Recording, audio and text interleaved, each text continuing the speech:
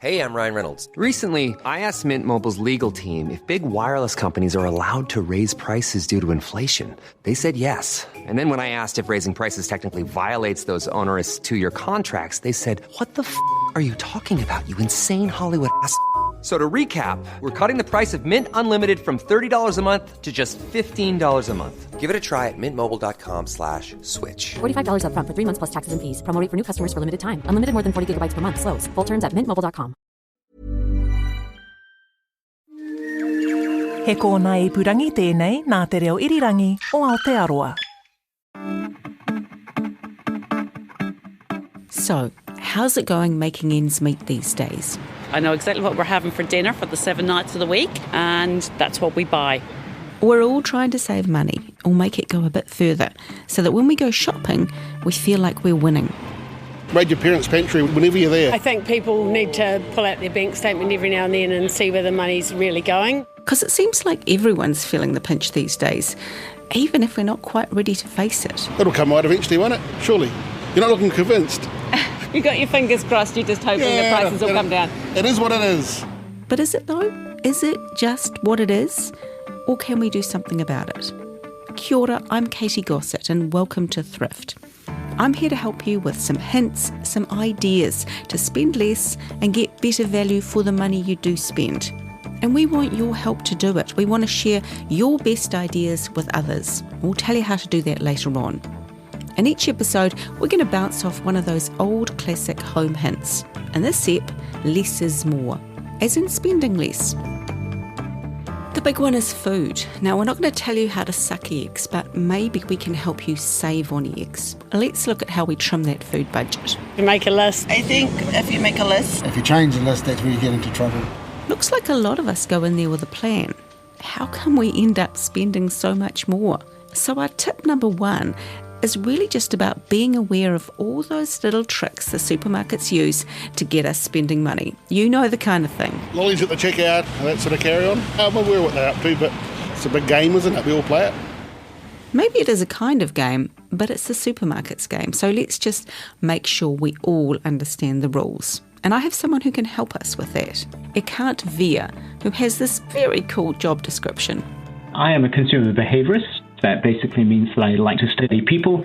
I describe myself as a professional people watcher.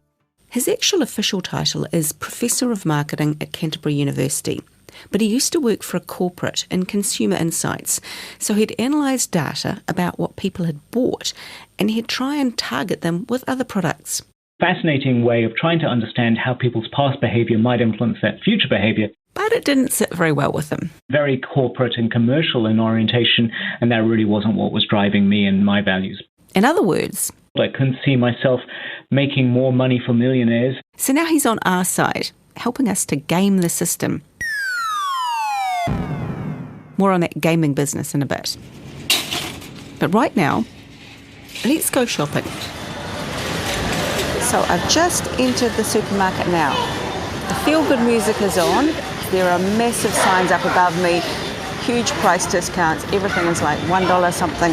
And all of this food is stuff like chips and muesli bars, all things that my family would eat. If I get caught here and don't stick to my list, I'm going to add another $30 to my grocery bill. Easy. I should point out that Ekant is not actually with me at the supermarket, but he has given me some ideas and I'm going to check them out. So you probably already know that the loss leader products, like bread and milk, are always miles away. They're called that because Ekant reckons they don't make a lot of money for the supermarket, but they get you walking right through the store. And then the theory goes that along the way you'll snap up other more expensive items. And you probably also know that those items, the pricey ones, are always right there at your eye level. But what I didn't know is that they move them around to target different customers, including our kids. In the confectionery aisle, the highest gross profit items are actually at the eye level of a child because they know that kids are more likely to pester mum and dad for something that they can see. Well, there's an easy solution to that one. Leave the kids at home. They want all the time. And then when you're in there, one tip I saw online was go around the perimeters of the supermarket, like a buffalo girl, go around the outside, and then just do the aisles you need. and look up, look down. So if you found the marshmallows and they're at a good price and they're at eye level, look down on the bottom shelf. There might be cheaper ones. And talking about the aisles, I always thought those special displays at the end of them were discounted items. Now I'm not so sure. They're usually quite a high price because they want to move that product. And so you will find things on the end of the aisle that will grab your attention. You might grab it by impulse and then run away with it. So I've just come to one of the displays at the end of the aisle that Ekant was talking about, and I'm looking at some whole peeled tomatoes for $1.49. I have a feeling that seems a little pricey. Fast forward to the tomato aisle. Sure enough, even at eye level, I can find some diced tomatoes that are $1.15. And way down here, on the bottom level, I can find both whole peeled and chopped tomatoes for 89 cents. So the display at the end of the aisle is quite a bit pricier. It's kind of disconcerting how easily we fall for this stuff. But at least I didn't come to the supermarket hungry. We all know that's a rookie mistake. But what I hadn't realised actually is that sometimes when we do want to eat at the supermarket, it's because we want to treat ourselves, because we've got this serious part of the shopping out of the way. You might find fruit and veggies typically first because they feel they need to do that, and then alcohol, chocolate, sweets, high gross profit items would be further along in the journey because people feel like they can reward themselves. And of course, we also tend to treat ourselves when we're having a bad day, so watch out for that one. Then there's our tendency to take the middle path. Ekant calls this the compromise effect. If you've been told to go and purchase a jar of artichoke hearts and you have 3 in front of you, probably around 70% of people compromise and get the middle one. So say the different jars were $1.50, $3 and $5. Ekant says what some retailers do is they then create a new product, which might be about $7. And then suddenly their $5 bottle of artichokes is looking a whole lot better. And you will see demand shift from 5-10% previously when it was the most expensive to 20-30% sales, just because people don't want to be seen as the cheapest, but now they feel like they're getting a deal when nothing has changed about that product. You know, I think your compromise rule, it happens quite a lot in bars also. I once heard a comedian commenting that whenever he was confronted with a wine list, he would choose the second cheapest wine. He didn't want to appear cheap, but he thought if he went for the second to lowest one, that would appear like he was making a knowledgeable, considered decision. And I think I probably do something similar myself, just go for the compromise option. Go for the compromise option or use other heuristics. I'll throw my wife under the bus here. When she goes shopping for wine, she looks for the biggest sale first. So if there's $5 off, you're now on my what we call a vote set. You're going to be a set of considerations that I'm going to make. So if my wife will start thinking about those options, and then she starts thinking about which has got the cool label and said, I'm getting that Merlot this week. When you don't know much, you start looking for other triggers or values that you think will draw you in, and the supermarkets know about that. Now, a couple of things. In fairness to Ekant's wife, come on, we've all chosen a wine based on its label before. And the other thing, that word that Ekant just used, heuristics. I'm going to put my hand up and say I didn't know what it meant. Maybe you did. But a heuristic is described as a mental shortcut for solving problems in a quick way, and the result is good enough to be useful given the time constraints. So that's actually what we do all the time. Shortcuts like choosing a wine for its label, as Ekant says, or because it's discounted. Because if you had to research about every single product, we would absolutely burn out. So we rely on these heuristics, these psychological shortcuts, in order to make quick decisions that make money for the supermarkets. But the problem comes when, say for example, I go to the supermarket to buy a bottle of wine. I'm prepared to pay $15, but maybe when I'm there I see another one that's a fancy wine, it's got lots of gold medals on it, and maybe it's $20, but it's down from $35. And I think, that looks like a good deal, but I'm spending $5 more than I actually wanted to. So that's the kind of heuristic that hits you in the pocket. So what to do? Ekant says be mindful when you shop. And I mentioned this earlier, make a game of it. Gamify your experience.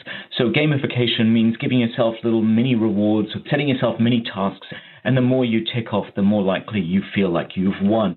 Brands actually do this all the time. You buy a certain product and you win a prize. So why shouldn't we give it a go? So if you say, my task is to get in and out and have the Mission Impossible theme running in your head, and all I'm going to get is that bottle of milk, and I'm going to see if I can do it in less than 2 minutes 30, you have now gamified your consumption experience. Now we're talking. We're not using Mission Impossible music here because it would cost us too much. But this tune has a similar vibe and it's cheaper, which is the name of the game, after all. So moving along now to tip 2. We won't take so much time on this one. Although, funnily enough, this is actually all about time. But first a question. How long do you spend in the supermarket? About half an hour. 15, 20 minutes. As least as possible. It's not one of my favourite tasks. So coming back to less is more, when I started this episode, I really thought the less time spent in the supermarket, the better. But now I'm starting to realise that you actually need to give it a wee bit of time.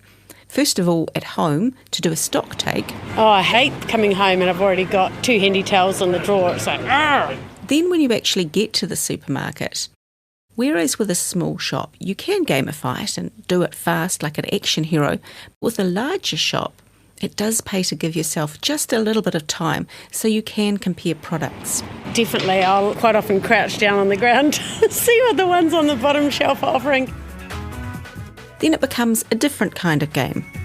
Let's see how many dollars I can save. So many supermarkets will show you have saved $6.30. So you set yourself a goal. I'm going to try and spend $150 and no more, but $10.50 of that is going to be in savings. And that will really help keep you mindful and as well as make it hopefully a more enjoyable experience. But remember, spending a wee bit of time at the supermarket is not the same as making multiple trips. If you go too often, you'll probably end up buying more than you need. Which brings us to tip 3. I hate wastage. I hate throwing fresh food out. So when it comes to that message of less is more, I would like to think of that as less wastage is definitely more. The less we waste, the more we will make dollars stretch. The average consumer throws away way more food than they need to. Now we all stuff up sometimes by buying the wrong thing, but Ekant is saying we can still salvage it by cooking it, freezing it, or even pickling it. That obviously requires people to have knowledge, skills and time. And if you're working 60 hours a week, do you really want to come home and preserve those cucumbers? He reckons most people will just throw food out now because they don't have the time to preserve it. But that is the sort of process we want to try and reduce. A reduction in waste will lead to a longevity in usability of that food. Now, of course, one of the best ways to avoid waste is to plan your meals. And in our next episode, I'll be talking to one student about her tips and how she's got her household's weekly shop down to $80. But a quick recap on this ep. Just remember all those little strategies that are going on at the supermarket. Stay mindful and get your game face on, so you get what you need and only what you need. No supermarkets were harmed or indeed named in the making of this podcast. We do obviously need to buy food, and some supermarkets offer great tips on their websites about stuff like meal planning and bulk buying. And of course they can have good deals. We just need to make it our mission to find them. Special thanks to my guest, professional people watcher Ekant Veer. This podcast was produced and presented by me, Katy Gossett. It was mixed by Alex Harmer, and Tim Watkin is the executive producer of podcasts and series. If you have a tip to share, you can email us at thrift@rnz.co.nz and make sure you're following us on this very app so you don't miss an episode. Thanks for listening, and I'll catch you next time on Thrift.